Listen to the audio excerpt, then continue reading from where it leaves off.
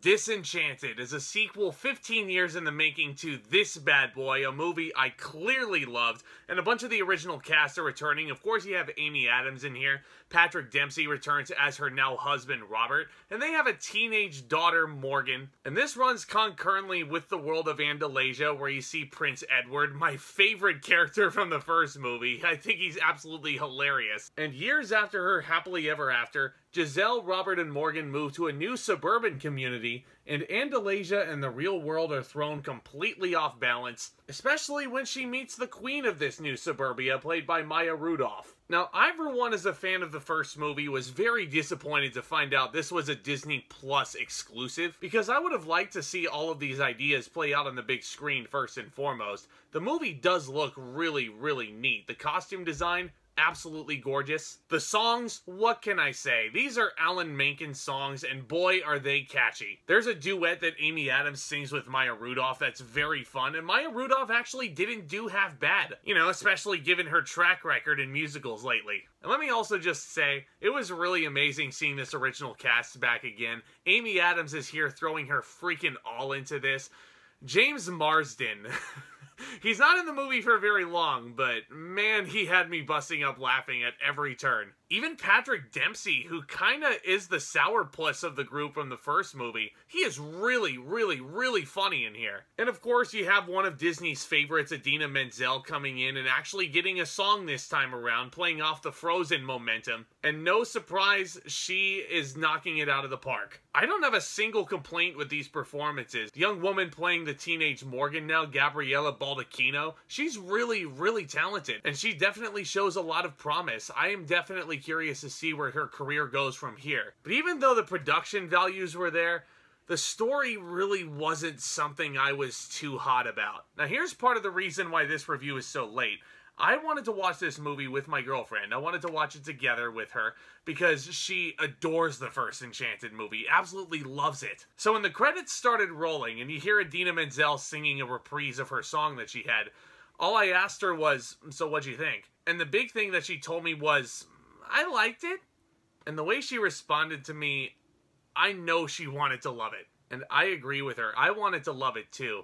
The story makes a very, very bold choice that is unlike anything a Disney movie I've ever seen do before. And I don't know how much of a spoiler this is, but they turn Giselle evil, which you kinda get because Giselle is a stepmother now. And when she wishes for a fairy tale life, she's a stepmother, she's bound to turn evil. Her chipmunk sidekick Pip is bound to turn into the newest James Bond villain sidekick. That is the common trope of a Disney movie. An evil stepmother, you have a promising young daughter right here who is just full of life and absolutely vibrant. And this is also a problem I had with the first Enchanted movie, especially in terms of the dialogue.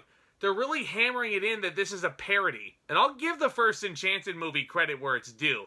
It's a very, very fun watch, still 15 years later. But the thing with the first Enchanted movie, they know it's a parody, but they were extremely subtle about the jabs that they were throwing at Disney's past. Disenchanted, on the other hand, is extremely blatant in every way. Every single little frame here, you can see just a small little smidge of an Easter egg thrown into the mix. You see the jar holding the Beast's rose. You see a candle shop named Lumiere's Candleworks. There are very subtle references to the fact that this is a red-headed princess. And there are dresses she is wearing that literally have seashells written all over them. Like, I couldn't believe how obvious they were making this.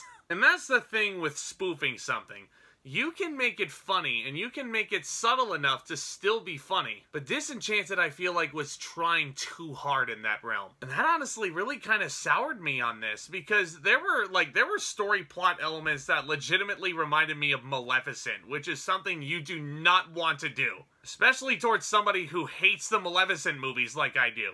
So yeah, Disenchanted, it's certainly a watchable little movie that you can watch with your family. It's certainly not a horrible production by any stretch of the imagination. Like I said, the performances across the board are all extremely fun. And you can tell that the old actors reprising their roles from the first movie were just itching to get back at this one. Patrick Dempsey, oh my gosh, was he full of life in this. But even though Disenchanted is certainly watchable, it left me a little bit more disappointed than anything else. I'm gonna give Disenchanted a C+.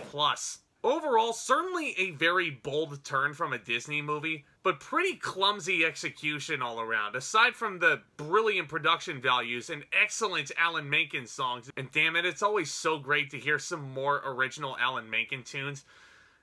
But I don't know, a lot of elements of this story bothered me, man. I wanted to love this movie so much, and I just kind of left with a meh feeling. Like, that certainly exists. But let me know what you guys thought of Disenchanted all down there in the comments section below. Who is your favorite from the Enchanted movies overall? Is it Prince Edward? Because, hell, why wouldn't it be Prince Edward?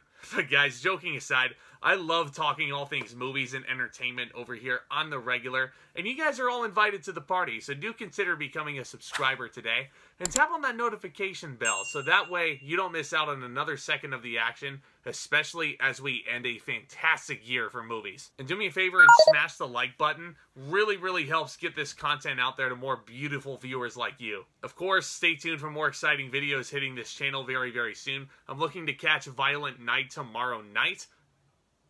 That unintentionally rhymed. I'll also look to catch The Fabelmans this weekend, and I'll try and squeeze in Bones and all. I appreciate your guys' patience with me in advance. With rehearsals for my new show now in full swing, I'm going to try and squeeze out as much movie content as possible. One other thing you guys can look forward to is a Spoiler City live stream coming up next Saturday, December 10th.